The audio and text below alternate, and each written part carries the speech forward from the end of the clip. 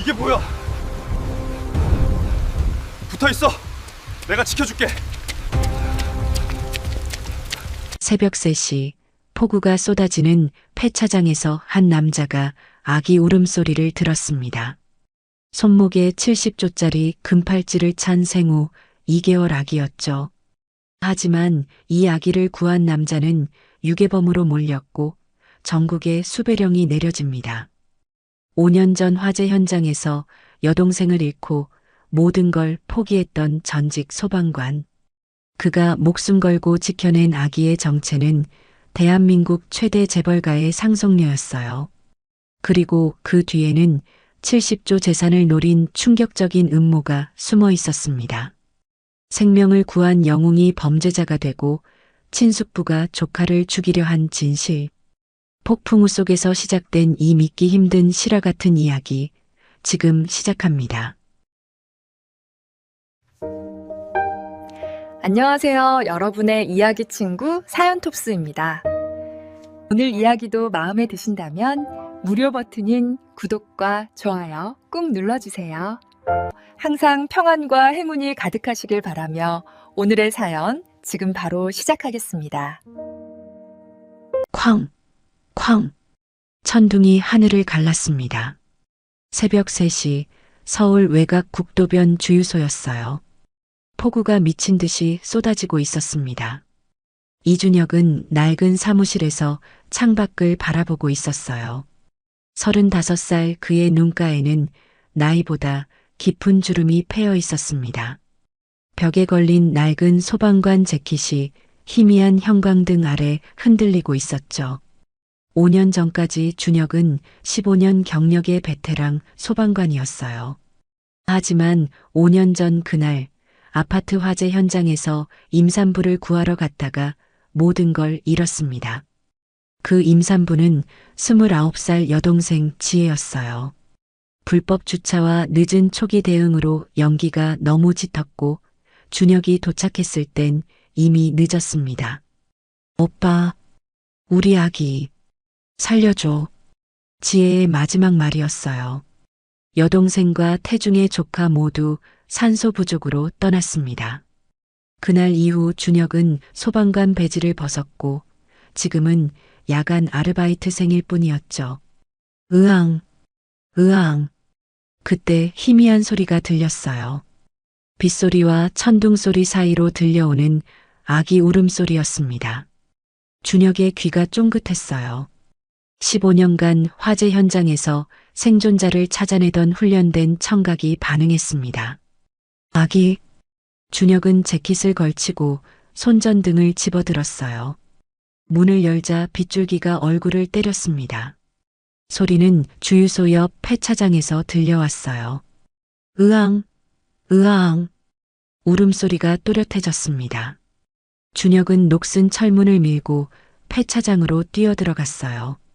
수십 대의 폐차가 빗속에 쌓여 있었습니다. 손전등을 이리저리 비추며 소리를 따라갔죠. 폐차장 구석, 파란색 낡은 밴이 보였어요. 뒷문이 반쯤 열려 있었습니다. 준혁이 문을 활짝 열자 분홍색 우산 아래 흰색 바구니가 놓여 있었어요. 이게 뭐야? 우산을 치우자 작은 아기가 보였습니다. 하얀 담요에 쌓인 생후 2~3달쯤 된 여자아기였어요. 얼굴은 파랗게 질려 있었고 입술은 보랏빛이었습니다. 저체온증이었죠. 안 돼. 준혁은 재빨리 재킷을 벗어 아기를 감쌌어요. 작고 차가운 몸을 가슴에 꽉 안고 주유소로 달렸습니다. 빗속을 가로질러 뛰었어요. 미끄러질 뻔했지만 아기를 놓치지 않았습니다. 사무실로 뛰어들어와 히터를 최대로 틀었어요. 책상 위에 아기를 눕히고 젖은 옷을 벗겼습니다. 마른 수건으로 몸을 닦아주며 체온을 회복시켰죠. 15년 소방관 경력의 응급처치가 몸에 밴대로 나왔어요. 버텨. 조금만. 5분, 10분이 흘렀습니다. 아기 얼굴에 혈색이 돌아왔어요. 울음소리도 힘이 생겼습니다. 으앙, 으앙. 그래. 잘했어. 준혁이 안도의 한숨을 쉬는 순간 아기 손목에서 뭔가 반짝였어요. 금팔찌였습니다. 고급스러운 18K 금이었죠. 준혁은 팔찌를 자세히 봤어요. 안쪽에 작은 글씨가 새겨져 있었습니다. 테이 마이너스 천국식품 3대. 준혁의 손이 멈췄어요. 천국식품? 연 매출 70조 원, 한국 최대 식품 유통그룹이었습니다. 3대라는 건 3대째 후계자란 뜻이었죠. 재벌가 아이를. 왜 여기에? 준혁은 황급히 CCTV를 확인했어요. 녹화 영상을 1시간 전으로 되돌렸습니다. 화면에 검은 고급 세단이 나타났어요. 차가 폐차장 앞에 섰고 검은 모자를 쓴 남자가 내렸습니다. 남자는 뒤를 돌아보며 주위를 살폈어요. 그리곤 뒷좌석에서 흰 바구니를 꺼내 폐차장으로 들어갔습니다. 3분도 안 돼서 빈손으로 나와 차를 몰고 사라졌어요. 준혁은 영상을 멈추고 번호판을 확대했습니다. 58-3279. 선명했어요. 준혁은 떨리는 손으로 번호를 휴대전화에 입력했습니다. 이건 단순히 아이를 버린 게 아니었어요. 이런 폭우 속 폐차장에 두고 간다는 건 죽으라는 거잖아. 준혁의 가슴이 철렁 내려앉았습니다. 누군가 이 아기를 없애려 한 거였어요. 천국식품 3대 후계자를. 준혁은 아기를 조심스럽게 안아 올렸어요. 작고 따뜻해진 몸이 품에 안겼습니다. 아기는 까만 눈을 뜨고 준혁을 바라봤어요. 그 순간 5년 전 지혜의 목소리가 떠올랐습니다. 오빠, 우리 아기 살려줘. 제발. 준혁은 구하지 못했어요. 여동생도 조카도 지키지 못했습니다. 5년간 그 죄책감에 갇혀 살았죠. 하지만 지금 품 안에 이 작은 생명은 달랐어요. 이번엔 준혁의 목소리가 떨렸습니다. 이번엔 내가 지켜줄게. 창밖으로 여전히 폭우가 쏟아지고 있었어요. 번개가 번쩍이고 천둥이 울렸습니다. 하지만 준혁의 품 안에서 아기는 조용히 숨쉬고 있었어요. 준혁은 아기를 내려다봤습니다. 이 아이를 누가 왜 죽이려 했을까? 70조 재산과 관련이 있을까? 머릿속이 복잡했어요. 하지만 한 가지는 확실했습니다. 이 아이를 원래 자리로 돌려보내기 전에 진실을 밝혀야 한다는 것. 그리고 그 과정에서 이 아이를 안전하게 지켜야 한다는 것. 준혁은 휴대전화를 꺼내 차량 번호를 다시 확인했어요. 그리고 5년 만에 처음으로 전화를 걸 사람을 떠올렸습니다. 소방관 시절 동료였던 경찰관 친구 민수였죠. 민수야. 나 준혁이야. 오랜만이지? 부탁이 하나 있어. 아기는 준혁의 품에서 잠들기 시작했어요. 작은 숨소리가 고요했습니다. 준혁은 아기를 꽉 안았어요.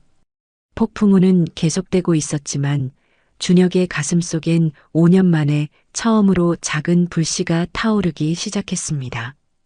구하지 못한 생명에 대한 죄책감이 아니라 반드시 지켜내야 할 이유였어요. 벽시계가 새벽 4시를 가리켰습니다. 긴 밤이 시작되고 있었어요. 주유소 사장 김 사장이 새벽 5시에 출근했습니다. 사무실 문을 열자 준혁이 아기를 안고 있는 모습이 보였어요. 준혁아, 그게 뭐야? 사장님. 준혁이 고개를 들었습니다. 말씀드릴 게 있어요. 그리고 도움이 필요합니다. 김 사장은 준혁의 과거를 알고 있었어요. 5년 전 화재 사건 이후 모든 걸 놓고 이곳에 온 걸 알고 있었죠. 무슨 일인데? 준혁은 지난 2시간 동안 있었던 일을 설명했습니다. 폭우 속에서 발견한 아기, 금팔찌에 새겨진 글씨, CCTV 영상까지. 김 사장의 표정이 굳어졌어요. 천국식품이라면 이거 보통 일이 아닌데? 알아요. 그래서 더 조심해야 해요. 준혁은 아기를 내려다봤습니다. 평화롭게 잠든 작은 얼굴이었어요. 사장님, 잠깐만 이 아이를 돌봐도 될까요? 진실을 밝힐 때까지만요.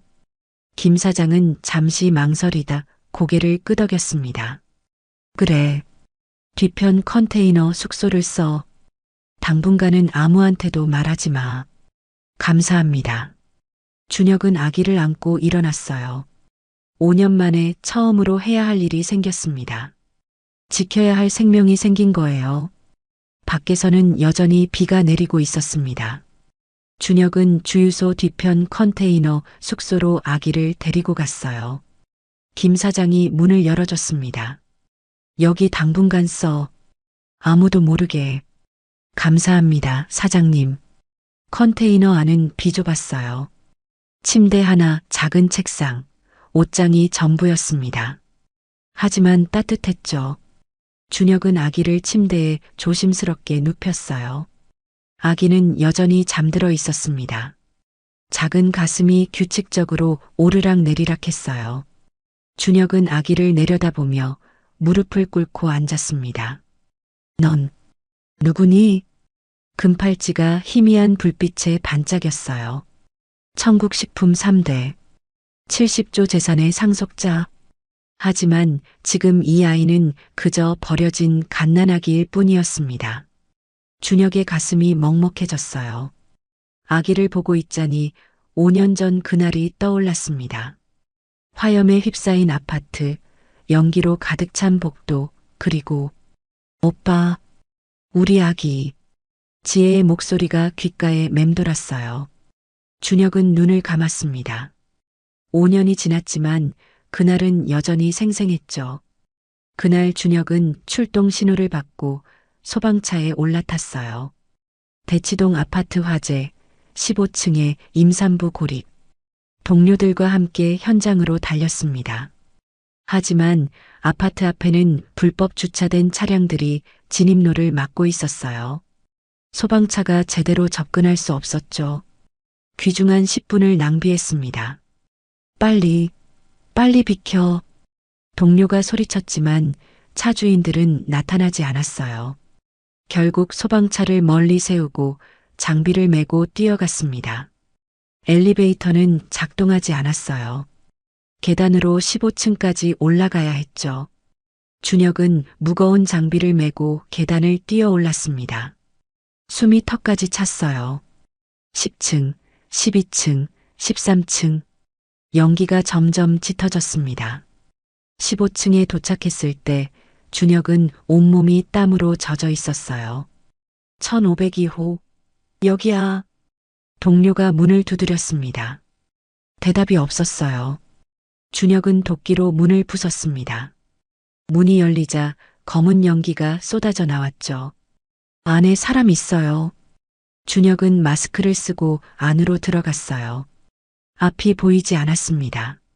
손전등을 비추며 방을 수색했죠. 거실, 부엌, 침실. 아무도 없었어요.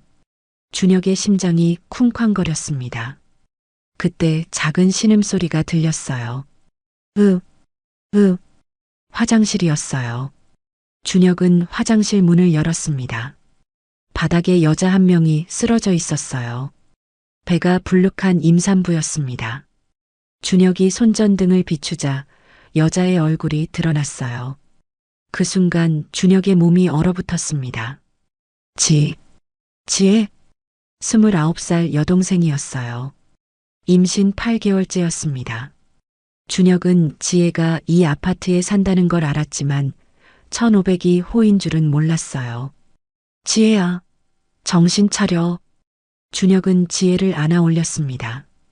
지혜의 눈이 가늘게 떠졌어요. 오빠? 괜찮아. 내가 왔어. 나갈 수 있어. 하지만 지혜의 얼굴은 이미 파랗게 질려 있었어요. 연기를 너무 많이 마신 상태였습니다.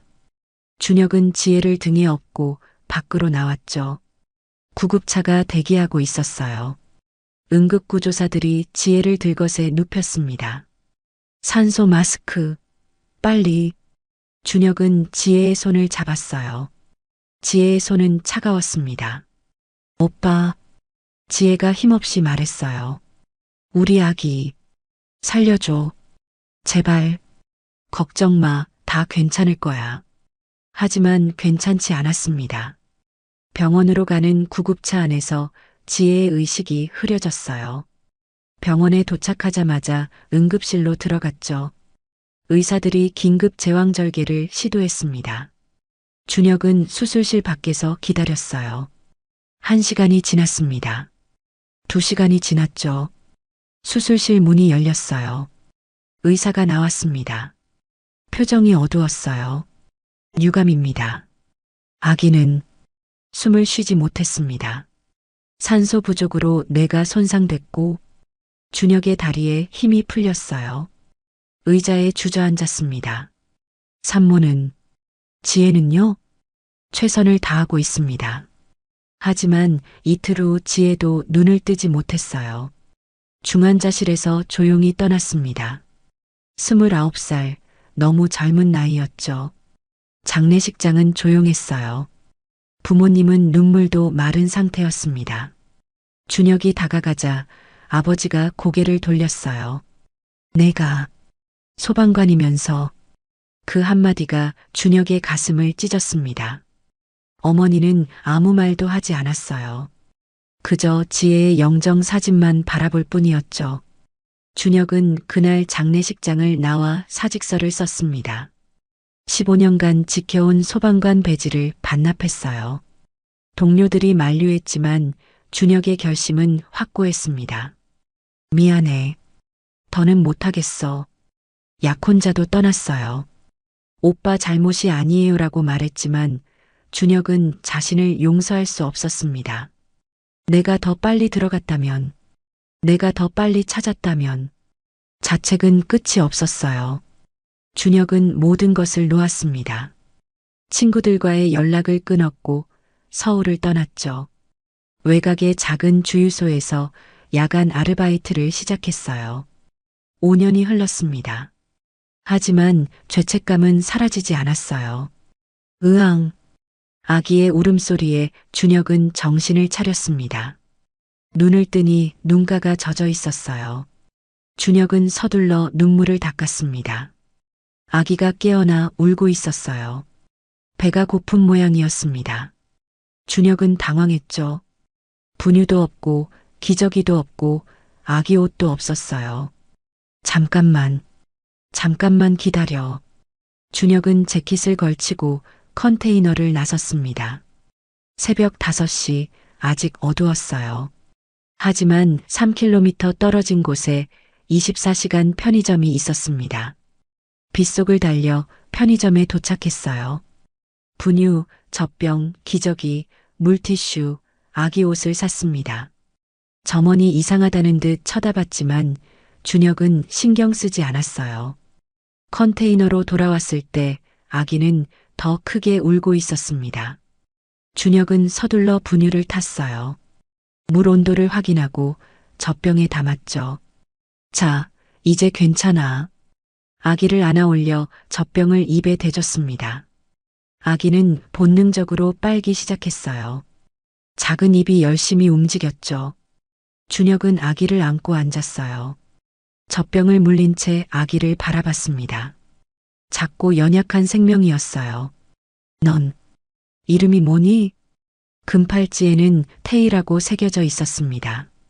하지만 준혁은 다른 이름을 떠올렸어요. 소희. 작은 희망이라는 뜻이야. 준혁은 아기를 소희라고 부르기로 했습니다. 버려진 아이에게, 그리고 자신에게 필요한 이름이었죠. 소희야, 내가 지켜줄게. 밖에서는 여전히 비가 내리고 있었어요. 하지만 컨테이너 안은 따뜻했습니다. 준혁은 소희를 안고 밤을 지샜어요. 기저귀를 갈고 트림을 시키고 재울 때까지. 서툴렀지만 준혁은 포기하지 않았습니다. 5년 만에 처음으로 지켜야 할 이유가 생긴 거예요.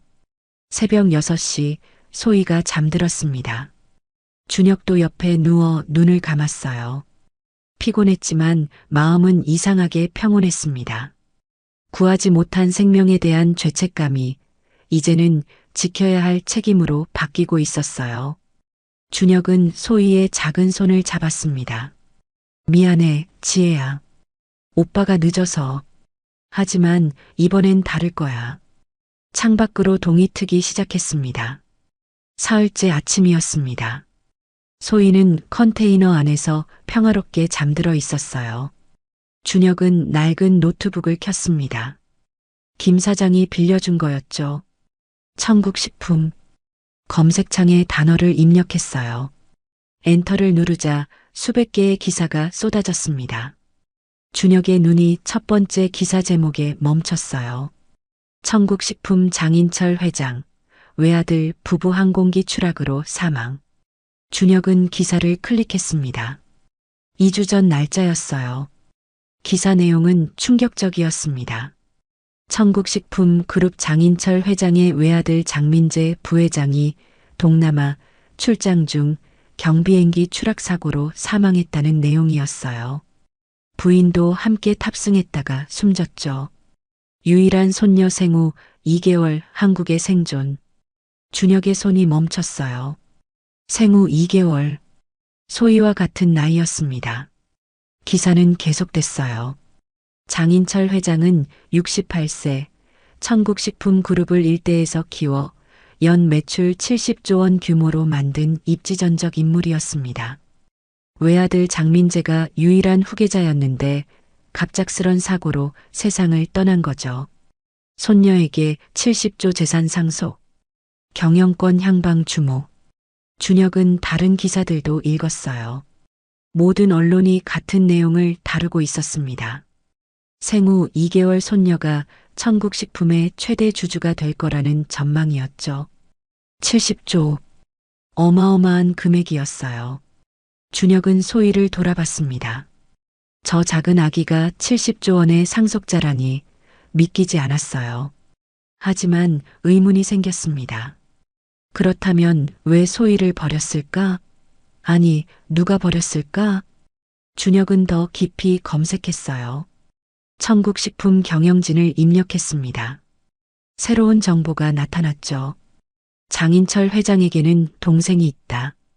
장인수, 65세, 현 천국식품 부회장. 준혁은 장인수의 사진을 클릭했어요. 날카로운 눈매의 60대 남자였습니다. 기사를 더 읽어 내려갔죠. 장인철과 장인수 형제는 평생 경영권 다툼으로 유명했다. 형 장인철이 회장 자리를 차지하면서 동생 장인수는 늘 2인자였다. 업계에서는 두 형제의 불화가 공공연한 비밀이라고. 준혁의 머릿속에서 퍼즐이 맞춰지기 시작했어요. 손녀가 없으면 장인수가 후계자가 되는 건가? 논리는 간단했습니다. 장민재 부회장이 죽고 손녀만 남았어요. 하지만 생후 2개월 아기가 그룹을 경영할 순 없죠. 누군가 후견인이 되어야 했습니다. 만약 손녀마저 사라진다면 자연스럽게 동생 장인수가 후계자가 되는 거예요. 이런. 준혁은 등골이 서늘해졌습니다. 이건 단순한 유기 사건이 아니었어요. 70조 원을 둘러싼 치밀한 계획이었죠. 준혁은 차량 번호를 다시 확인했어요. CCTV에 찍힌 번호 58-3279였습니다. 이 번호의 주인을 알아내야 했어요. 소방관 시절 동료 민수가 떠올랐습니다. 민수는 지금 경찰이었어요. 5년 동안 연락하지 않았지만 민수라면 도와줄 거예요. 준혁은 휴대전화를 꺼내 민수의 번호를 찾았습니다. 손가락이 떨렸어요. 전화를 거는 게 망설여졌죠. 5년간 모든 인연을 끊고 살았는데. 에라, 모르겠다. 준혁은 통화 버튼을 눌렀습니다. 신호음이 3번 울렸어요. 여보세요? 민수의 목소리였습니다. 5년 만에 듣는 친구 목소리였죠. 민수야. 나 준혁이야. 전화기 너머로 침묵이 흘렀어요. 5초쯤 지났을까 민수가 말했습니다. 준혁아? 정말 너야? 응. 오랜만이지? 5년이야, 이 자식아. 어디서 뭐하고 살았어? 민수의 목소리에 반가움과 원망이 섞여 있었어요. 준혁은 미안했습니다. 미안해. 연락 안 해서. 됐어. 그보다 무슨 일이야? 내가 먼저 전화할 리 없잖아. 준혁은 상황을 설명했어요. 폭우 속에서 아기를 발견한 것, 금팔찌, CCTV 영상, 그리고 천국식품까지. 민수는 조용히 들었습니다. 차량 번호가 뭐라고? 58너3279. 잠깐만. 키보드 소리가 들렸어요. 민수가 경찰 시스템으로 조회하는 소리였습니다. 1분 정도 지났을까? 준혁아, 이거 큰일인데? 왜? 누구 차야? 천국식품 부회장실 소속 차량이야. 명의는? 장인수. 준혁의 심장이 쿵 내려앉았어요. 예상은 했지만 확인하니 충격이었습니다. 확실해? 내가 지금 경찰 시스템으로 본 거야. 확실해. 근데 준혁아, 이거 위험할 수 있어. 천국식품이 얼마나 큰 그룹인데. 알아. 그래도 이 아이를 그냥 둘 순 없어. 내가 그 아이를 지금 데리고 있다는 거지? 응. 민수가 한숨을 쉬었어요. 조심해. 70조짜리 상속 문제면 사람들 눈에 뭐가 보일지 몰라. 고마워, 민수야. 도움되었어. 준혁아, 위험하면 바로 연락해. 내가 도와줄게. 전화를 끊었습니다. 준혁은 노트북 화면을 다시 봤어요.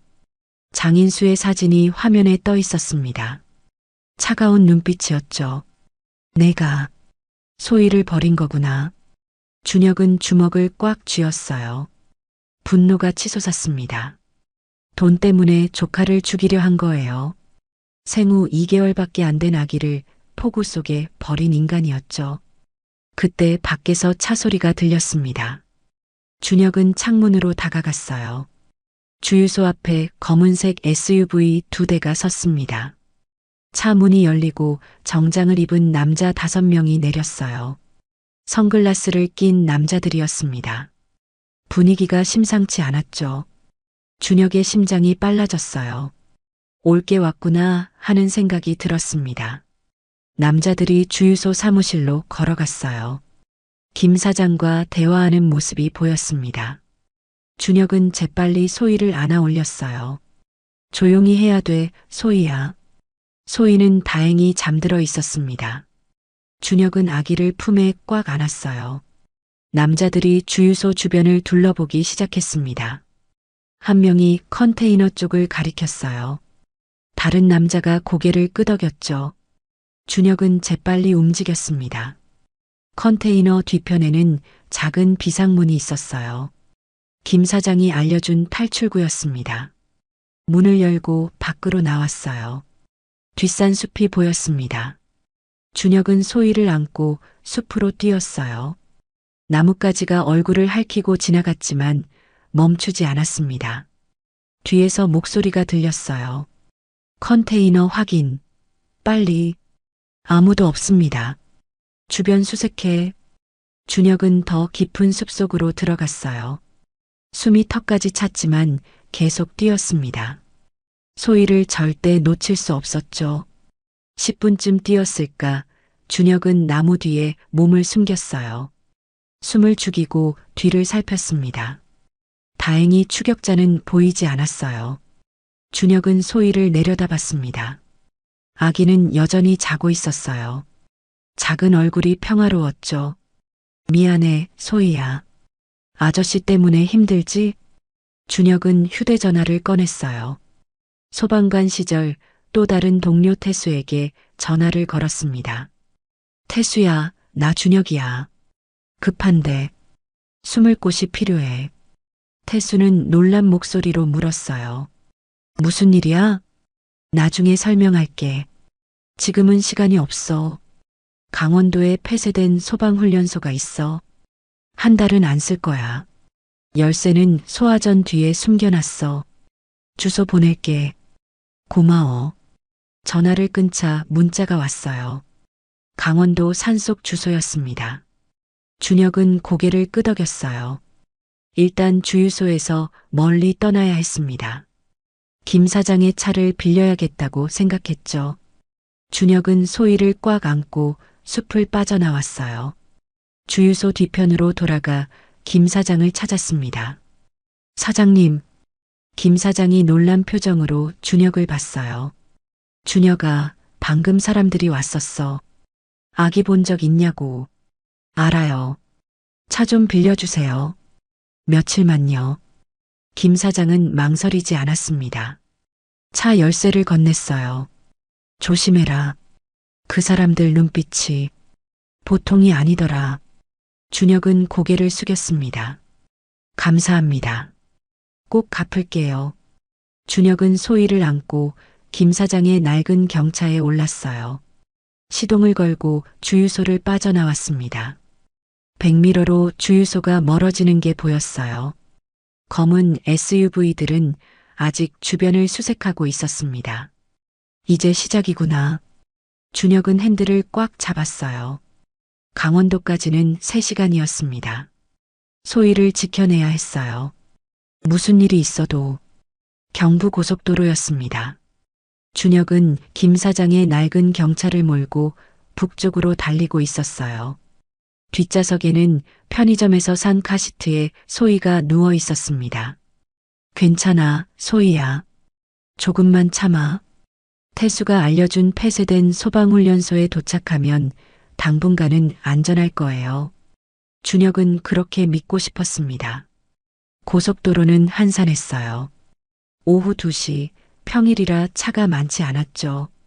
준혁은 100km 속도로 달렸습니다. 빨리 서울을 벗어나야 했어요. 백미러를 확인했습니다. 뒤에서 검은색 SUV 한 대가 빠르게 따라오고 있었어요. 설마. 준혁의 심장이 쿵쾅거렸습니다. 차량이 점점 가까워졌어요. 100m, 50m, 20m. 검은 SUV가 준혁의 차 바로 뒤에 붙었습니다. 번호판이 백미러에 보였어요. 젠장. 주유소에서 봤던 그 차였습니다. 준혁은 엑셀을 밟았어요. 경차가 떨리며 속도를 냈죠. 110km, 120km. 하지만 SUV도 속도를 높였습니다. 거리가 좁혀졌어요. SUV가 경적을 울렸습니다. 빵, 빵빵. 위협이었어요. 길을 비키라는 신호였죠. 준혁은 이를 악물었습니다. 절대 안 돼. 준혁은 핸들을 꽉 잡았어요. 15년간 소방차를 몰았던 경험이 떠올랐습니다. 긴급 출동할 때 좁은 골목길을 빠져나가던 기술, 급커브를 도는 방법, 모든 게 몸에 배어 있었어요. 전방에 터널이 보였습니다. 2차선 터널이었어요. 준혁은 재빨리 2차선으로 차선을 변경했습니다. SUV도 따라왔죠. 터널 안으로 들어갔어요. 조명이 번쩍이며 지나갔습니다. 준혁은 터널 중간쯤에서 갑자기 1차선으로 차선을 바꿨어요. SUV가 당황한 듯 브레이크를 밟았습니다. 타이어 소리가 요란했어요. 기익. 준혁은 그 틈을 타 속도를 더 냈습니다. 터널을 빠져나와 앞으로 치고 나갔어요. 하지만 SUV는 포기하지 않았습니다. 다시 따라붙었죠. 으앙, 으앙. 뒤에서 소희가 울기 시작했어요. 카시트가 흔들리며 아기가 깼나 봅니다. 준혁의 가슴이 찢어지는 것 같았어요. 미안해, 소희야. 조금만. 하지만 멈출 수 없었습니다. SUV가 더 가까이 다가왔어요. 이제 3m도 안 되는 거리였습니다. 갑자기 SUV가 옆으로 붙었어요. 나란히 달리며 준혁의 차를 밀어내려는 거였죠. 쾅! SUV가 준혁의 차 옆면을 들이받았습니다. 경차가 크게 흔들렸어요. 준혁은 간신히 핸들을 붙잡았습니다. 으앙, 으앙. 소희의 울음소리가 더 커졌어요. 준혁은 이를 악물었습니다. 절대 넘겨줄 수 없었어요. 전방에 휴게소 진입로가 보였습니다. 준혁은 재빨리 생각했어요. 직진하면 계속 추격당할 겁니다. 하지만 휴게소로 들어가면 SUV가 다시 들이받으려는 순간 준혁은 급하게 핸들을 꺾었어요. 휴게소 진입로로 꺾어 들어갔습니다. 기익! 타이어가 비명을 질렀어요. 차가 옆으로 미끄러졌지만 준혁은 핸들을 조절했습니다. 소방차 훈련 때 배웠던 급선의 기술이었죠. SUV는 반응이 늦었어요. 그대로 직진해 버렸습니다. 100m쯤 더 가서야 브레이크를 밟았죠. 준혁은 휴게소 주차장으로 들어갔어요. 차를 세우고 뒤를 돌아봤습니다. SUV가 유턴하고 있었어요. 빨리. 준혁은 소희를 카시트에서 꺼냈습니다. 아기를 품에 안고 차에서 내렸어요. 휴게소는 사람들로 붐볐습니다. 준혁은 휴게소 건물 안으로 뛰어들어갔어요. 사람들 사이로 섞여 들어갔죠. 화장실 쪽으로 향했습니다. 화장실 창문을 열었어요. 뒤편 주차장이 보였습니다. 준혁은 창문으로 몸을 빼냈어요. 소희를 조심스럽게 안고 뛰어내렸습니다. 착지하며 발목이 삐끗했지만 참았어요. 주차장을 가로질러 반대편으로 달렸습니다. 휴게소 뒤편에는 작은 숲이 있었어요. 준혁은 숲속으로 들어갔습니다. 나무 뒤에 몸을 숨기고 숨을 죽였죠. 5분쯤 지났을까요? SUV가 휴게소 주차장에 들어왔어요. 차 문이 열리고 정장 입은 남자 2명이 내렸습니다. 남자들은 주차장을 둘러봤어요. 준혁의 차를 발견했죠. 차 안을 확인했지만 아무도 없었습니다. 어디 갔어? 주변 수색? 남자들이 휴게소 건물로 들어갔어요. 준혁은 그 틈을 타 숲을 빠져나왔습니다. 고속도로 옆 갓길로 나왔죠. 마침 화물차 한 대가 천천히 지나가고 있었어요. 준혁은 손을 흔들었습니다. 저기요. 잠깐만요. 화물차가 멈췄어요. 운전석 창문이 내려갔습니다. 50대 남자가 고개를 내밀었죠. 왜 그래요? 강원도 가시나요? 좀 태워주실 수 있을까요? 남자는 준혁을 위아래로 훑어봤어요. 아기를 안고 있는 모습이 딱해 보였나 봅니다. 차 고장 났어요? 네. 급한 일이 있어서요. 타요. 어차피 춘천까지 가는 길이에요. 감사합니다. 준혁은 조수석에 올라탔어요.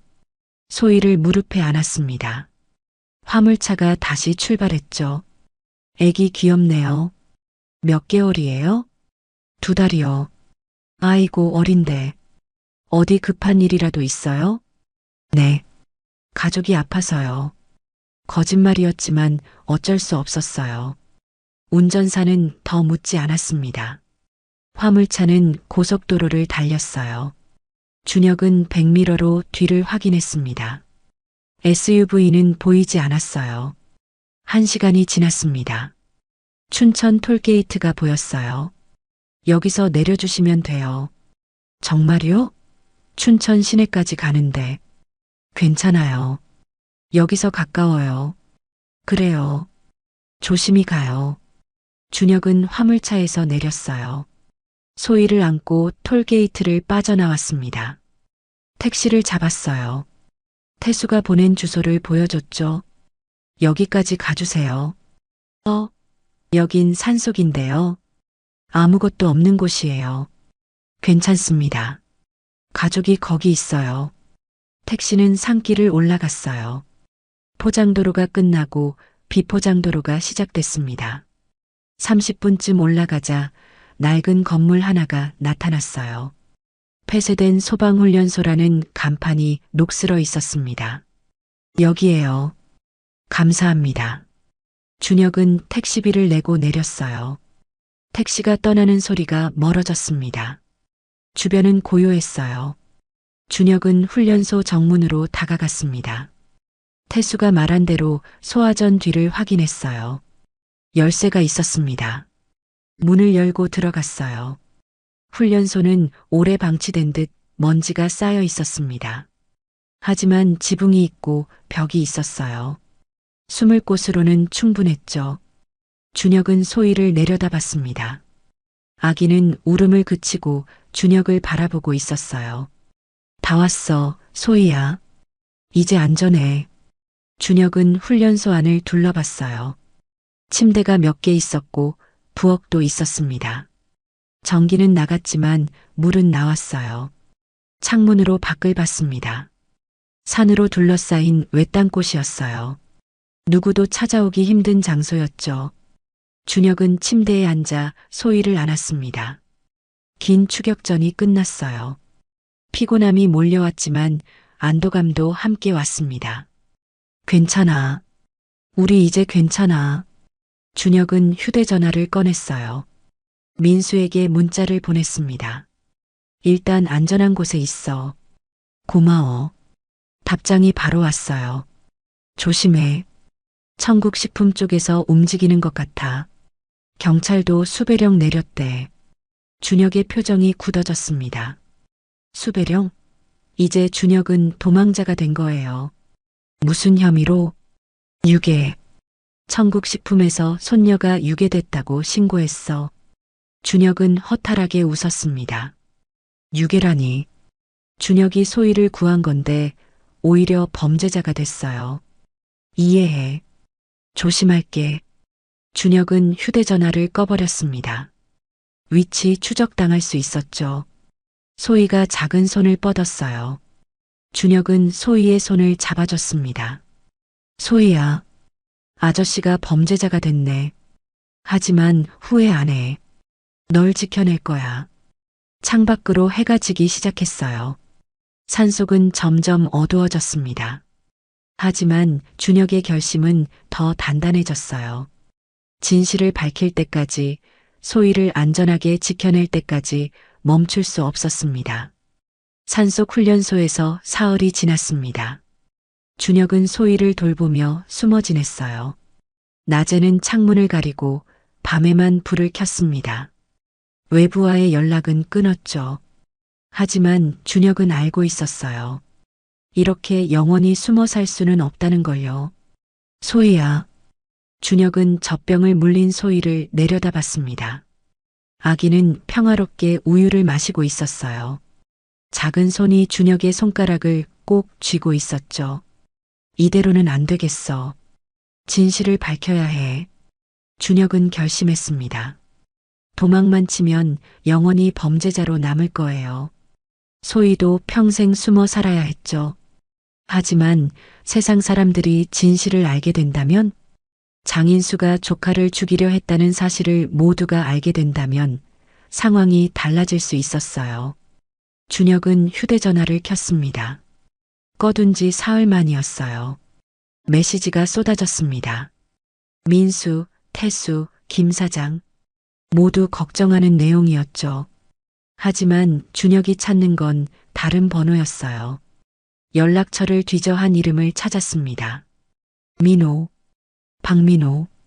대학 동기였어요. 지금은 유튜버로 일하고 있었습니다. 탐사 저널리즘을 전문으로 하는 채널이었죠. 구독자가 100만 명이 넘었어요. 준혁은 5년 동안 민호와도 연락하지 않았습니다. 하지만 민호라면 도와줄 거예요.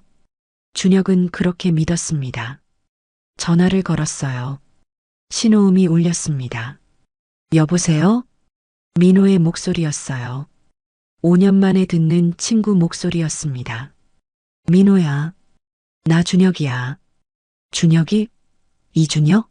진짜? 응. 오랜만이야. 미친. 5년 만이잖아. 어디 있어? 지금 유괴범으로 수배됐다던데? 알아. 그래서 전화했어. 도움이 필요해. 준혁은 모든 걸 설명했습니다.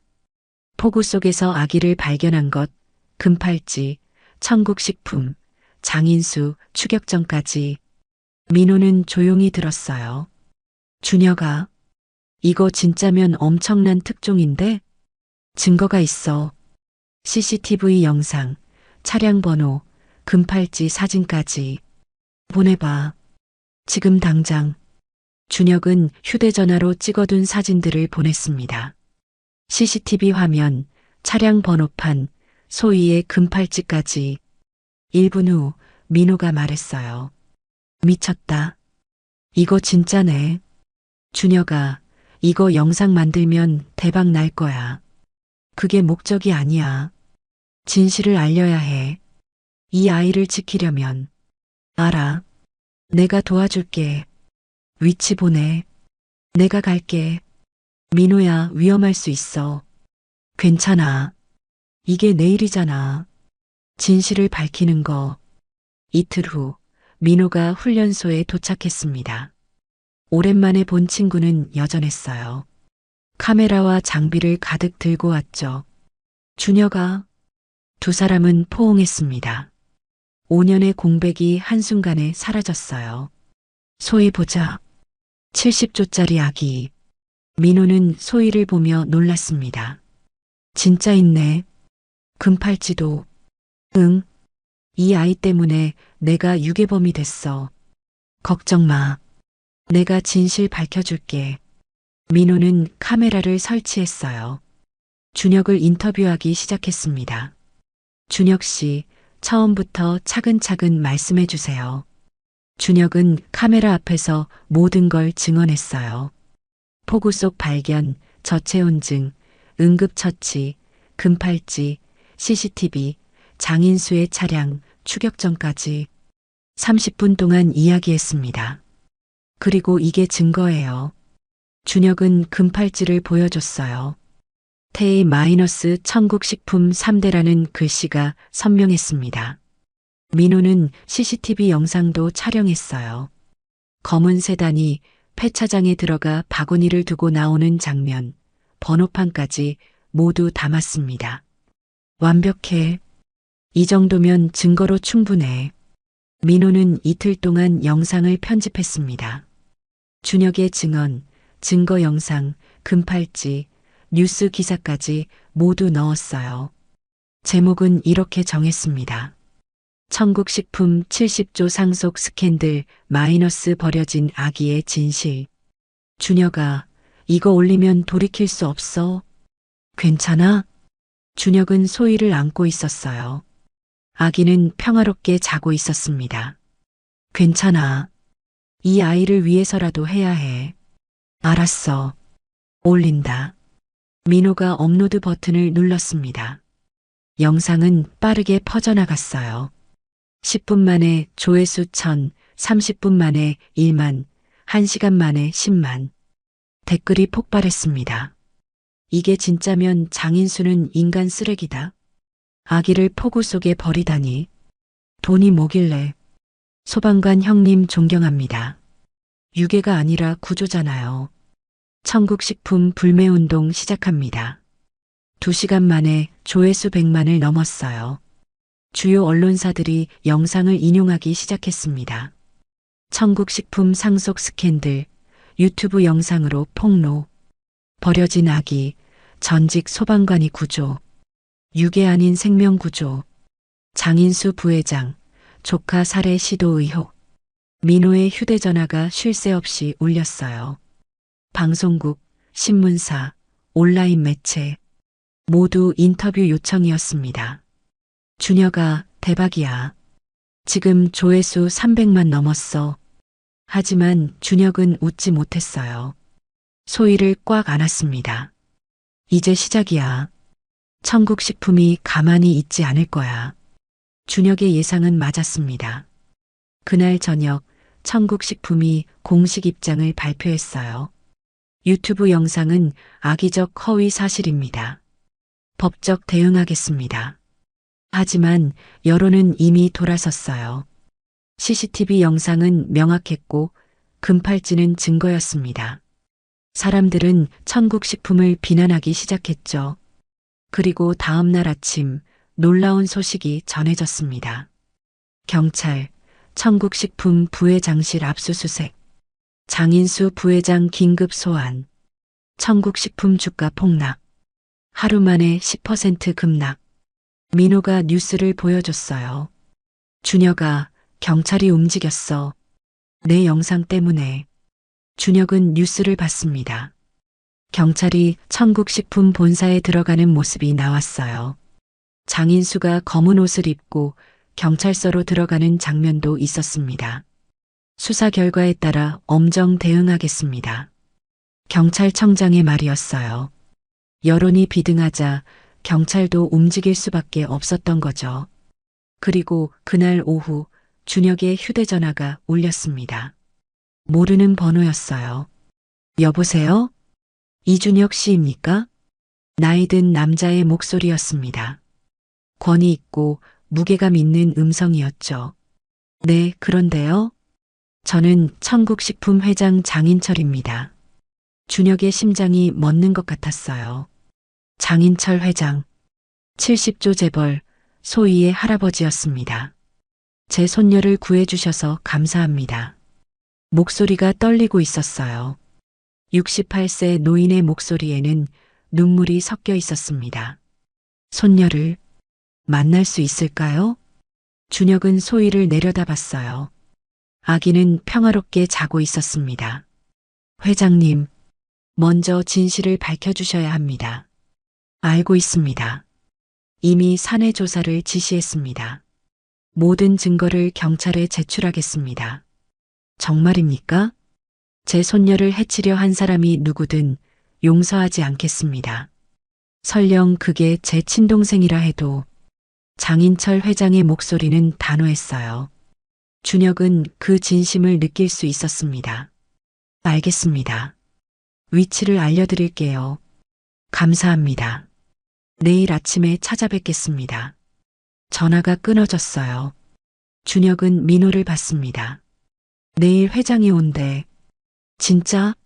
장인철 회장이? 응. 소희를 보러.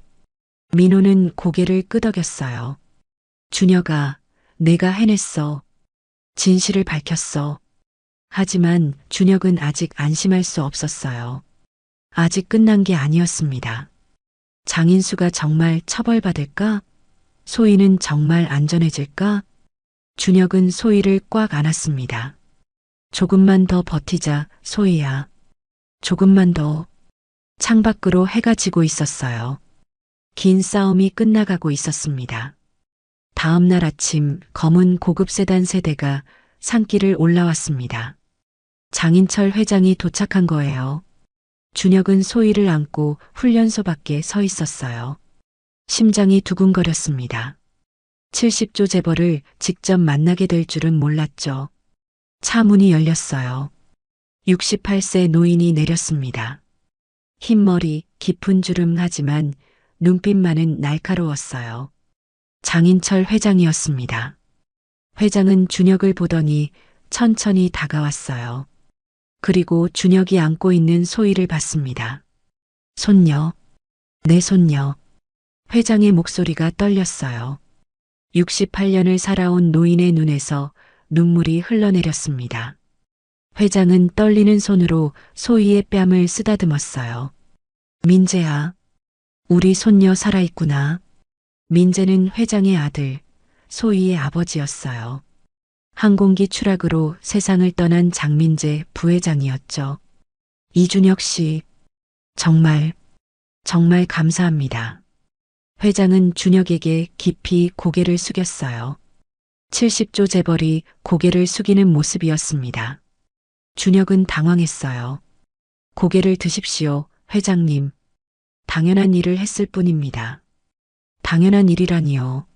선생님은 제 손녀의 생명을 구하셨습니다. 그것도 2번이나. 회장의 말이 맞았어요. 폭우 속에서 1번, 추격자들로부터 1번. 준혁은 2번 소희를 지켜냈습니다. 안으로 들어가시죠. 훈련소 안에서 회장은 소희를 안아 올렸어요. 할아버지가 손녀를 처음 안는 순간이었습니다. 이뻐라. 아버지 닮았구나. 회장은 한참을 소희만 바라봤어요. 준혁은 조용히 기다렸습니다. 회장님, 조사는 어떻게 되고 있습니까? 회장은 소희를 내려다보며 말했어요. 사내 조사팀을 투입했습니다. 보안팀, 경호원, 임원진 차량 기록까지 전부 조사하고 있어요. 결과가 나왔습니까? 곧 나올 겁니다. 진실은 반드시 밝혀질 거예요. 회장의 눈빛이 차가워졌습니다. 친동생이 조카를 죽이려 했다는 사실 받아들이기 힘들었지만 증거는 명백했어요. 사흘 후 결정적 증거가 나왔습니다. 장인수 부회장의 운전기사였어요. 15년간 장인수를 모셔온 50대 남자였습니다. 양심의 가책을 이기지 못하고 경찰에 자수했어요. 부회장님이 직접 지시하셨습니다. 운전기사의 진술이었어요. 폭우가 내리던 그날 밤 부회장님이 저를 부르셨습니다. 바구니를 건네주며 말씀하셨죠. 이걸 아무도 찾을 수 없는 곳에 두고 와. 조용히 처리해. 바구니 안에는 뭐가 있었습니까? 아기였습니다. 생후 2달쯤 된 아기가 담요에 쌓여 있었어요. 그래서 어떻게 했습니까? 서울 외곽 폐차장에 두고 왔습니다. 부회장님 말씀대로 법정이 술렁였어요. 기자들이 카메라 셔터를 눌러댔습니다. 장인수는 완강히 부인했어요. 거짓말입니다. 제가 왜 조카를 해치겠습니까? 하지만 증거는 계속 나왔습니다. 차량 이동 기록, CCTV 영상, 준혁이 찍어둔 사진까지. 그리고 결정타가 터졌어요. 장인수의 개인 비서가 양심 선언을 한 겁니다. 20년간 장인수를 보좌해온 40대 여자였어요. 비서는 떨리는 손으로 녹음기를 경찰에 제출했습니다. 이게 뭡니까? 부회장님과의 대화입니다. 형님, 부회장님이 돌아가신 다음 날 녹음했어요. 검사가 녹음 파일을 재생했어요. 법정에 장인수의 목소리가 울려 퍼졌습니다. 형님, 아드님이 죽었으니 이제 내가 후계자야. 드디어 내 차례가 온 거지. 비서의 목소리가 이어졌어요. 하지만 부회장님, 손녀분이 계시지 않습니까? 그 빌어먹을 손녀 때문에 골치 아프지. 하지만 걱정 마. 애는 어려서 기억도 못할 거야. 아무도 모르게 해외 입양 보내면 돼. 그건 형님은 손녀만 보면 눈이 멀어. 내가 경영권을 잡으려면 그 애가 없어야 해. 알겠어? 녹음이 끝났어요. 법정은 조용했습니다. 숨소리조차 들리지 않았죠. 장인철 회장은 방청석에 앉아 고개를 떨구고 있었어요. 평생 함께한 친동생이었습니다. 어린 시절 함께 자랐고 함께 회사를 키웠어요. 하지만 욕심이 동생을 괴물로 만들었습니다. 장인수는 창백한 얼굴로 앉아 있었어요. 변호인이 뭔가 말하려 했지만 소용없었습니다. 증거가 너무 명백했어요. 판사가 망치를 두드렸습니다. 피고인 장인수는 살인 미수, 유기, 아동학대 혐의로 징역 20년, 전 재산 몰수를 선고합니다. 쾅! 망치 소리가 법정에 울렸어요. 장인수는 고개를 떨구었습니다.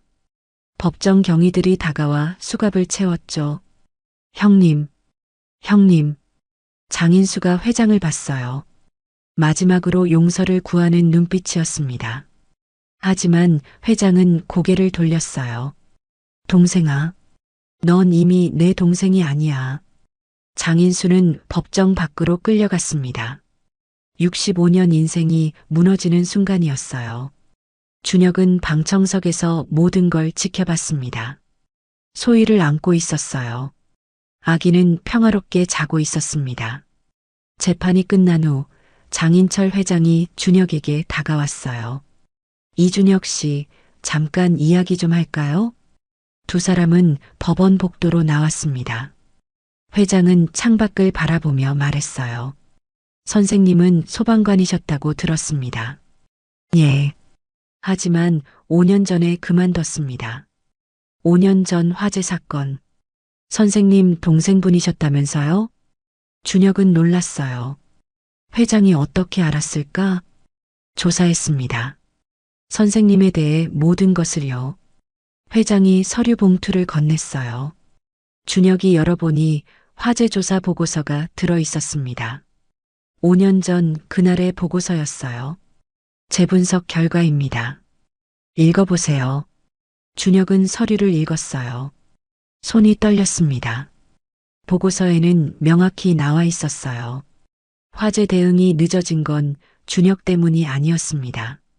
불법 주차가 진입로를 막았고 관리사무소의 초기 대응 실패가 원인이었어요. 소방차가 도착했을 때는 이미 연기가 너무 많이 찼던 상태였습니다. 선생님 잘못이 아니었어요. 회장의 말에 준혁의 눈에서 눈물이 흘렀습니다. 5년간 짊어진 죄책감이었어요. 선생님은 5년 동안 스스로를 벌하며 살았습니다. 이제 그만 용서하세요. 스스로를요. 준혁은 소희를 꽉 안았어요. 아기가 작은 소리를 냈습니다. 으응. 준혁은 웃었어요. 5년 만에 처음으로 진심으로 웃었습니다. 감사합니다, 회장님. 회장이 미소 지었어요. 그리고 제안이 하나 있습니다. 제안이요? 천국식품안전관리 이사로 와주시겠습니까? 준혁은 놀라 회장을 봤어요. 우리 그룹 전체 사업장의 화재 안전을 책임져 주세요. 200개 사업장, 5만 명 직원들의 생명을 지켜주십시오. 하지만 저는 선생님처럼 생명을 소중히 여기는 사람이 필요합니다. 그리고 회장이 소희를 보며 말했어요. 손녀의 법적 후견인도 맡아주세요. 손녀가 성인이 될 때까지 선생님이 지켜주십시오. 준혁의 가슴이 벅차올랐습니다. 이건 단순한 제안이 아니었어요. 새로운 삶이었습니다. 제가 할 수 있을까요? 이미 해내셨잖습니까? 손녀를 2번이나 구하셨어요. 준혁은 소희를 내려다봤습니다. 아기는 눈을 뜨고 준혁을 바라보고 있었어요. 알겠습니다. 하겠습니다. 회장이 손을 내밀었어요. 준혁이 악수했습니다. 감사합니다. 이준혁 이사님. 복도 창밖으로 해가 비치고 있었어요. 새로운 시작이었습니다. 석 달 후 준혁은 천국식품 본사 앞에 섰습니다. 강남의 50층 건물이었어요. 5년 만에 정장을 입었습니다. 어색했지만 새로운 시작이었죠. 이준혁 안전관리 이사님 오셨습니다. 비서가 안내했어요. 준혁은 엘리베이터를 타고 40층으로 올라갔습니다. 안전관리본부가 있는 층이었어요. 문이 열리자 직원들이 박수로 맞이했습니다. 환영합니다, 이사님. 준혁은 당황했어요. 20명쯤 되는 직원들이 줄지어 서 있었습니다. 모두 준혁을 바라보고 있었죠. 감사합니다. 잘 부탁드립니다. 준혁의 사무실은 넓었어요. 창밖으로 서울 전경이 보였습니다. 책상 옆에는 아기 침대가 놓여 있었어요. 회장이 특별히 준비한 거였습니다. 태희야, 여기가 아저씨 사무실이야. 소희는 생후 5개월이 됐어요. 이제 뒤집기도 하고 웃기도 했습니다. 준혁은 소희를 침대에 눕혔어요. 첫 회의가 시작됐습니다. 안전관리팀 전체 회의였어요. 전국 200개 사업장의 현황을 보고해 주세요. 팀장이 자료를 펼쳤습니다. 식품공장, 물류센터, 연구소, 사무실까지 천국식품의 모든 시설이 나열되어 있었어요. 현재 화재 안전 등급이 미흡한 곳이 37곳입니다. 준혁은 자료를 꼼꼼히 봤어요. 15년 소방관 경력이 빛을 발했습니다. 이 공장 스프링클러 배치가 잘못됐네요. 여긴 비상구가 막혀 있고요. 어떻게 하셨습니까? 사진만 봐도 보입니다. 제가 15년간 화재 현장을 다녔거든요. 준혁은 즉시 개선 작업을 지시했어요. 모든 사업장을 직접 방문하기로 했습니다. 소희를 데리고 전국을 다녔죠. 부산 공장, 대구 물류센터, 광주 연구소. 한 달 동안 50곳을 돌았어요. 준혁은 현장마다 문제점을 찾아냈습니다. 비상등 위치를 바꾸세요. 연기가 차면 안 보입니다. 소화기를 여기 배치하세요. 동선상 여기가 맞아요. 이 자재는 불에 약합니다. 교체하세요. 직원들은 놀랐어요. 준혁의 전문성은 확실했습니다. 이사님, 정말 대단하십니다. 경험이에요. 화재는 예방이 전부입니다. 석 달 만에 전체 사업장 안전 등급이 상승했어요. 언론이 주목하기 시작했습니다. 청국식품, 전직 소방관 영입 후 안전 등급 급상승. 이준혁 이사, 업계 안전관리 혁신 이끌어. 어느 날 준혁의 사무실로 전화가 걸려왔어요. 준혁아, 나 태수야. 소방관 시절 동료였습니다. 5년 만에 듣는 목소리였죠.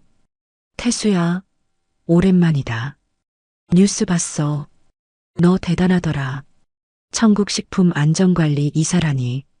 고마워. 내 덕분이야. 훈련소 빌려줘서. 그게 아니고. 준혁아, 우리 만나자. 할 얘기가 있어. 다음 날 준혁은 소방서 앞 카페에서 태수를 만났어요. 함께 온 사람이 더 있었습니다. 민수, 석진, 현우. 모두 소방관 시절 동료들이었어요. 준혁아, 5명이 모였습니다. 5년 만에 재회였어요. 미안해. 그동안 연락 안 해서. 됐어. 내가 힘들었던 거 다 알아. 태수가 커피를 한 모금 마시고 말했어요. 준혁아, 우리 부탁이 있어. 뭔데? 소방관들 교육 좀 해줄래? 내 경험을 나눠줬으면 해. 준혁은 놀랐어요. 나는 이미 그만뒀는데. 그래도 넌 15년 베테랑이잖아. 내가 현장에서 배운 것들 후배들한테 가르쳐줘. 민수가 덧붙였습니다. 그리고 말이야. 트라우마 겪는 소방관들 많아. 너처럼. 내가 어떻게 이겨냈는지 얘기해줘. 그것만으로도 큰 도움이 될 거야. 준혁은 생각했어요. 자신도 5년간 트라우마에 시달렸습니다. 동료들 중에도 그런 사람이 많다는 걸 알고 있었죠. 알았어. 해볼게. 한 달 후, 준혁은 소방학교에서 첫 강의를 했습니다. 100명의 소방관이 모였어요. 안녕하십니까? 저는 전직 소방관 이준혁입니다. 준혁은 자신의 이야기를 했어요. 15년 경력, 여동생을 잃은 화재, 5년간의 죄책감, 그리고 소희를 만나 다시 일어선 이야기까지. 저는 5년간 제 자신을 용서하지 못했습니다. 하지만 깨달았어요. 우리가 모든 생명을 구할 순 없습니다. 하지만 포기하지 않는 것, 그게 진짜 용기라는 걸요. 강의실이 조용했어요. 누군가 눈물을 닦았습니다. 여러분도 힘든 순간이 있을 겁니다. 구하지 못한 생명 때문에 괴로울 거예요. 하지만 기억하세요. 여러분이 구한 생명도 있습니다. 그들에게 여러분은 영웅이에요. 박수가 터져 나왔습니다. 준혁은 처음으로 느꼈어요. 자신의 상처가 누군가에게 위로가 된다는 걸요. 강의가 끝난 후 젊은 소방관 한 명이 다가왔어요. 이사님, 저도 최근에 아이를 구하지 못했어요. 너무 괴롭습니다. 준혁은 그의 어깨를 잡았습니다. 괜찮아요. 당신 잘못이 아닙니다. 최선을 다했잖아요. 하지만 제가 5년 걸렸어요. 당신은 더 빨리 일어설 수 있을 겁니다. 혼자가 아니니까요. 젊은 소방관이 고개를 끄덕였어요. 그날 밤 준혁은 새로운 꿈을 꿨습니다. 트라우마를 겪는 소방관들을 위한 치유센터를 만드는 거예요. 심리 상담, 재활 프로그램, 가족 지원까지. 다음 날 준혁은 장인철 회장을 찾아갔습니다. 회장님, 제안이 있습니다. 말씀하세요. 소방관 치유센터를 만들고 싶습니다. 트라우마로 고통받는 소방관들을 위한 곳이요. 회장이 미소 지었어요. 좋은 생각입니다. 예산은 얼마나 필요합니까? 100억 정도면 150억 드리겠습니다. 제대로 만드세요. 감사합니다. 아닙니다. 선생님이 손녀를 구해주셨잖아요. 이 정도는 당연한 보답이죠. 준혁은 즉시 프로젝트에 착수했어요. 이름은 희망소방서로 정했습니다. 강원도에 부지를 마련하고 건축을 시작했죠. 6개월 후 희망소방서 건물이 완성됐습니다. 심리상담실, 재활치료실, 가족휴게실까지 갖춘 3층 건물이었어요. 개소식 날 많은 사람이 모였습니다. 소방관들, 가족들, 언론까지. 장인철 회장도 참석했어요. 희망소방서 개소를 축하합니다. 테이프 커팅이 끝나고 준혁은 건물 안으로 들어갔습니다. 1층 로비에는 사진 한 장이 걸려 있었어요. 여동생 지혜의 사진이었습니다. 지혜야. 준혁은 사진 앞에 섰어요. 5년 만에 처음으로 편안한 마음으로 여동생을 볼 수 있었습니다. 지혜야, 오빠가 늦어서 미안했어. 하지만 이제 오빠는 알아. 너는 오빠가 다시 일어서길 원했을 거야. 그래서 태희를 보냈나 봐. 준혁의 눈에서 눈물이 흘렀어요. 하지만 슬픈 눈물이 아니었습니다. 감사의 눈물이었죠. 고마워, 동생아. 오빠는 이제 괜찮아. 태희랑 잘 살고 있어. 그리고 다른 사람들도 돕고 있어. 내가 자랑스러워할 오빠가 될게. 밖에서 소희를 아는 비서가 들어왔어요. 이사님, 태희가 보고 싶어 하네요. 준혁은 소희를 안아 올렸습니다. 아기는 이제 옹알이를 했어요. 아, 아빠. 준혁의 가슴이 뛰었습니다. 소희가 처음으로 말다운 말을 한 거예요. 그래, 아빠야. 아빠가 지켜줄게. 준혁은 소희를 안고 창밖을 봤어요. 강원도 산이 푸르렀습니다. 폭풍우는 지나갔고 이제 평화가 찾아왔어요. 그날 저녁 준혁은 법원에서 서류를 받았습니다. 소희의 정식 후견인 지정 서류였어요. 이제 법적으로도 준혁은 소희의 보호자였습니다. 소희야, 이제 우리 정식 가족이야. 소희는 깔깔 웃었어요. 준혁도 웃었습니다. 5년 만에 찾은 진짜 웃음이었어요. 3년 후 서울의 봄이었습니다. 준혁은 천국식품안전관리본부장이 되어 있었어요. 38살, 더 이상 죄책감에 시달리지 않는 얼굴이었습니다. 사무실 벽에는 상장들이 걸려 있었어요. 대한민국 안전관리 대상, 올해의 안전혁신가, 산업안전 공로상, 준혁이 만든 화재 예방 시스템은 업계 표준이 됐습니다. 다른 기업들도 준혁의 시스템을 도입하기 시작했어요. 전국 200개 사업장에서 3년간 단 한 건의 인명피해도 발생하지 않았죠. 본부장님, 오늘 부산 공장 점검 일정입니다. 비서가 서류를 건넸어요. 준혁은 고개를 끄덕였습니다. 알겠습니다. 태희도 데리고 가야죠.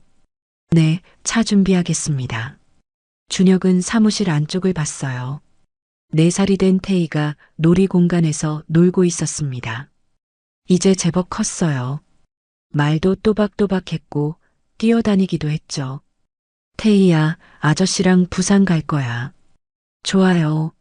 바다 볼 수 있어요? 그럼 일 끝나면 바다 가자. 태희는 깡충깡충 뛰었어요. 준혁은 웃으며 태희의 손을 잡았습니다. 부산 공장 점검은 순조로웠어요.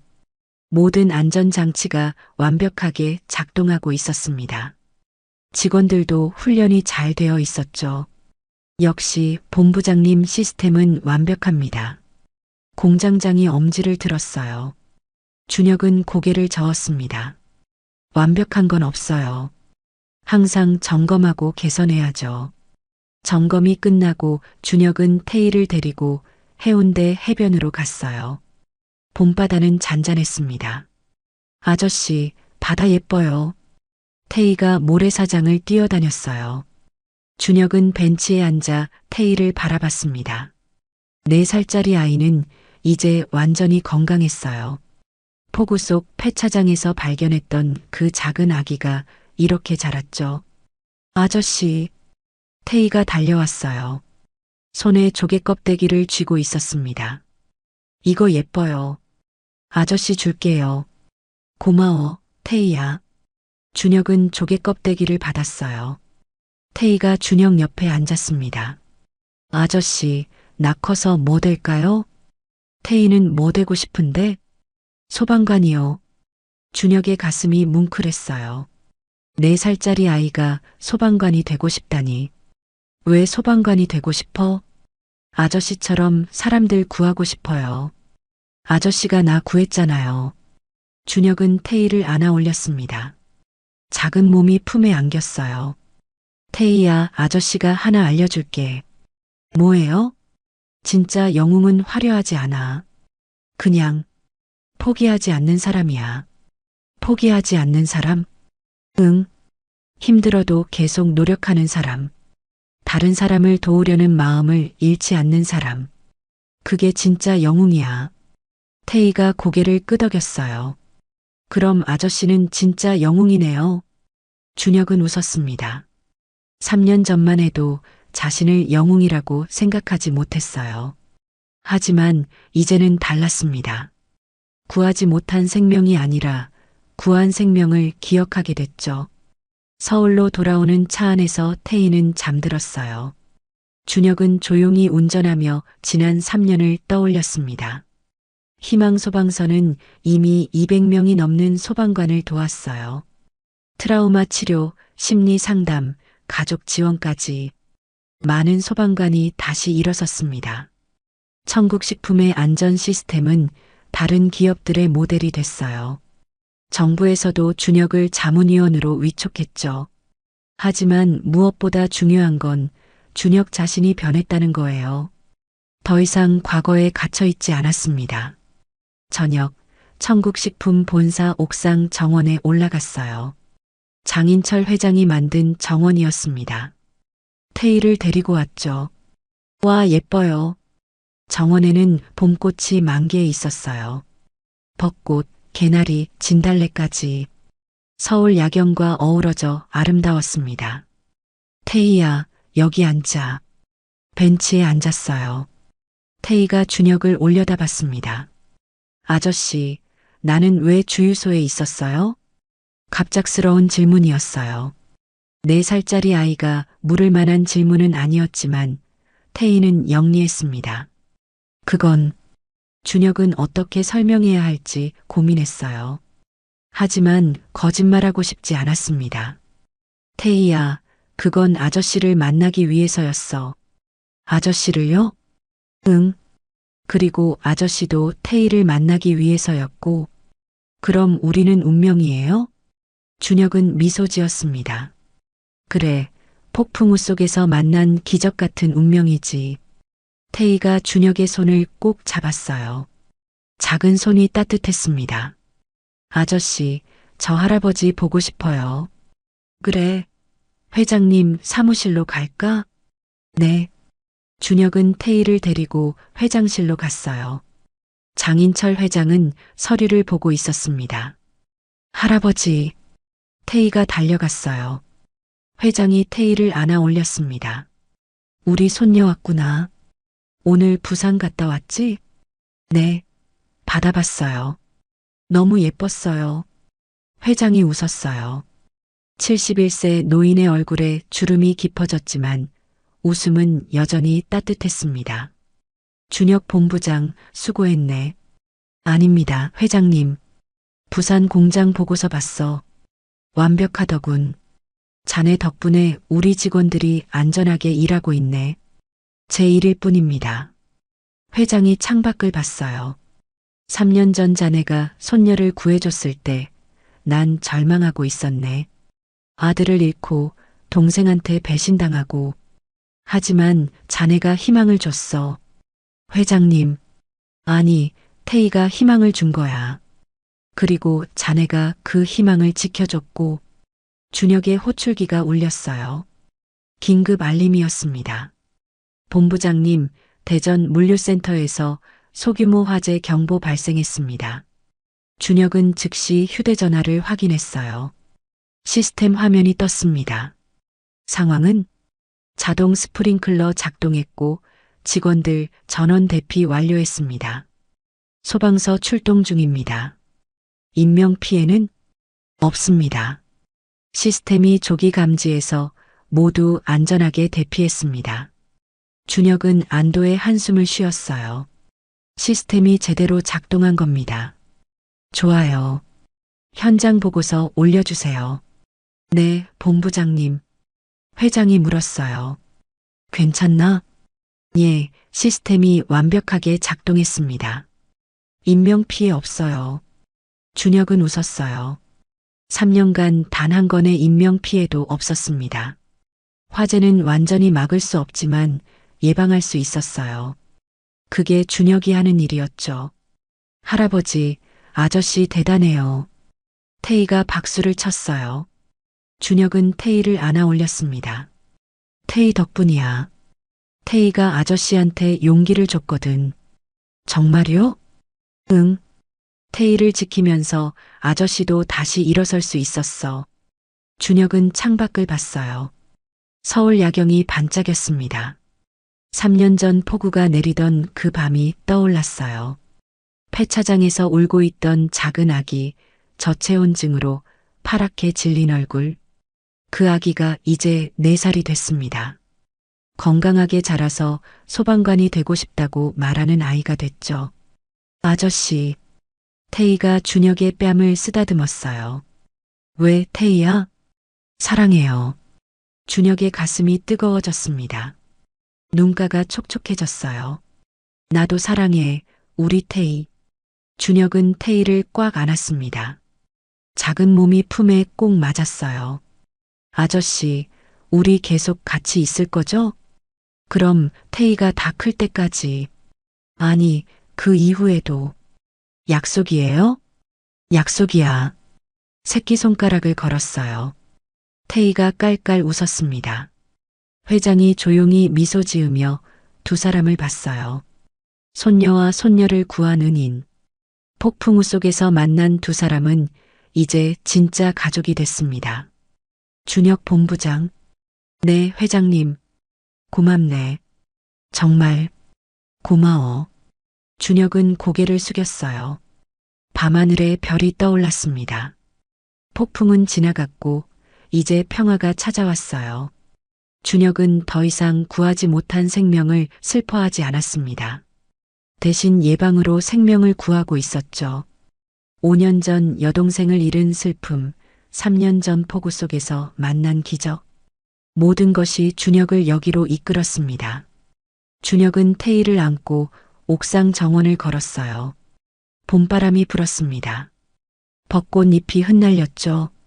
아저씨 예뻐요. 그래, 예쁘지? 준혁은 웃었어요. 진심으로 행복했습니다. 폭풍우는 끝났고 무지개가 떴습니다. 오늘도 끝까지 함께 해주셔서 진심으로 감사합니다. 오늘의 이야기가 마음에 남셨다면 댓글로 마음을 나눠주세요. 다음 이야기에서도 따뜻한 마음으로 다시 찾아뵙겠습니다. 감사합니다.